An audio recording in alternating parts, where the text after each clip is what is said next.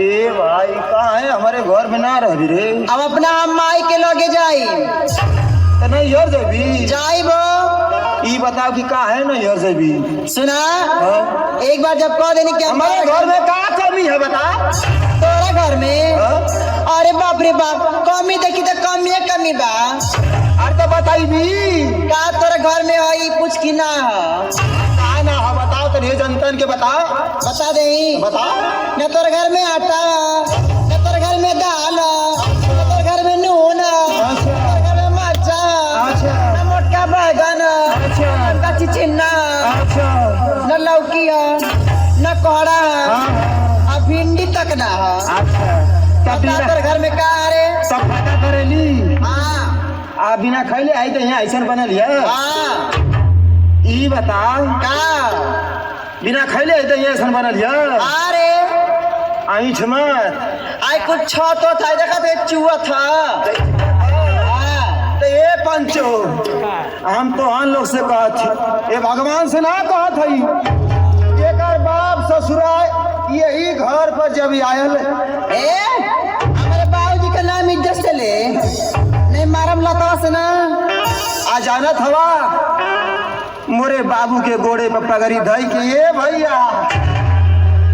बियावा कहिला मोर बेटी बाबू डरा थिया ए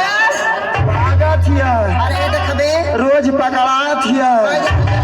आ मोर बाप गऊ आदमी सीधा साधा भैया बियाह कैले जानला तुम्हारा के पिन्ना फेंक देबे आई भैया सीख जवन के पहले जमाना का बा जब झड़ गईल बालू उजर का लदायल रहल जुआ था तो में हमार कवन दोष है। अरे हाँ अरे यही ठमत अच्छा कहाँ गेले तोर बाप ससुरा रे? हमार बाबूजी कहाँ गेले बता। अरे बाप रे बाप हमार बाबूजी देने वही पता लेके चढ़ल बाड़े रे हमारा बाबूजी का देने की पहिर ओढ़ के चमकत बाड़े रे ही मोरी मैया हाई देखा हाई एकर बाप दिहले हम हमरे दादा भैया का दे ना ए लो पियानु या जाई चढ़ल बाड़ा चट से उतर जाता तोके बता देथई कि पिएगा तो हम पिएबा करीला लेकिन हाउ मत पिया जन मेहरुआ कुल मना ढरकावत ही आजकल लेकिन सुना हाँ। हमार बाबूजी हाँ। अरे हमार बाबूजी तो के बड़ी कुछ दे ले बाड़े का तो गिनवा दे यहाँ पे गिनवा गिनवा गिनवा दे गिनवा दे अगर असले बाप का बेटी हो कभी अरे बाप रे बाप तो गिनवा दे गिनवा की सुना दोहाई माई बाप को जनता पंच सुनत बा अच्छा हमारा अभिनंदन भैया भी सुनता रे और सत्या भैया भी आयल बाड़े बिल्कुल आयल हो आज जोगिंदर जी साउंड सर्विस का हमें ना हाँ। हमारे पुआ के लड़का हमें अच्छा यो सुनत हमें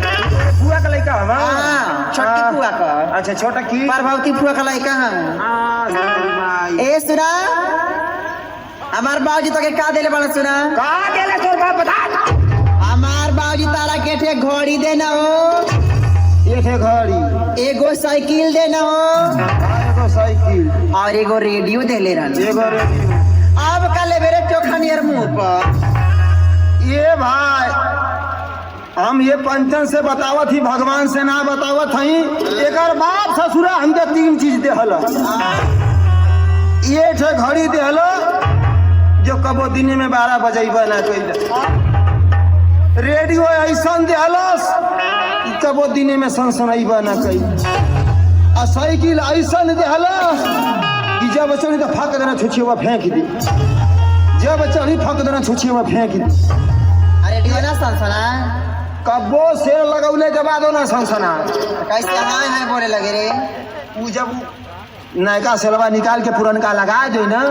तो बीबी सिलेंडर पकड़ हाँ हाँ हाँ खाली खर खर खर खर खर खर खर खर कर हमार बाबूजी दे तो ना देना ए, आ तोर बाप दोगलवा हमके का देला रे कर माटी लग जाओ हमारे बाप एक का बुरखन दे हमारे बाप का दाज कर दी दिमाग उठा ले जा हमारे बाप का दाज कर दी अरे आई के कर पहले है बाप लोपिए ना हमके का देला रे तीर भावना आई के कर पहले है कावर रे आई के कर पहले गिनान के सूप पर ले सोर हो हमें पहले बानी गिनाव कवन कवन चीज अरे आई है बेलौजिया के कर पहले है आई हाँ। ये हमार भैया देले बाड़े आई बताइया मत आई मगा सुतावा हाँ। इहो हमार भैया देले बाड़े आई लीलरा पर को मंटिकावा हाँ। ये हमार पापा देले हवे आई सड़िया इहो हमार पापा देले हवे